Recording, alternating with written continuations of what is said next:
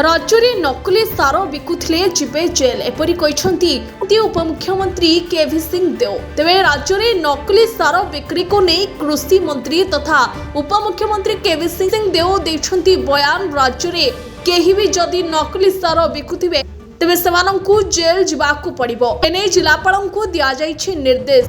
राज्य में जोठी भी एपरी नकली सार बिकुथिबा नै धरा पड़िबे तेबे सेमानंकु उपरे तुरंत नियाजिबो कार्यानुष्ठान। धरा पड़िबा परे तांकु जेल पठाजिबो बोली आज कहिसंती कृषि मंत्री केवी सिंह देव। तेबे ये जा सूचना मिलुछि जे राज्य में आउ नकली सार बिक्री कले एथर जिबाकु पड़िबो जेल।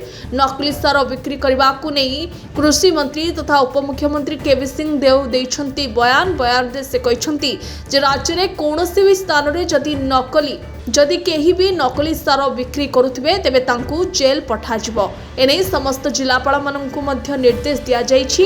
तेबे राज्य में जेउठी भी समाने धरा पड़िबे तांको उपरे नियाजिबो कार्यानुष्ठान एवं धरा पड़िबा परे तुरंत तांकु पठाजिबो जेल।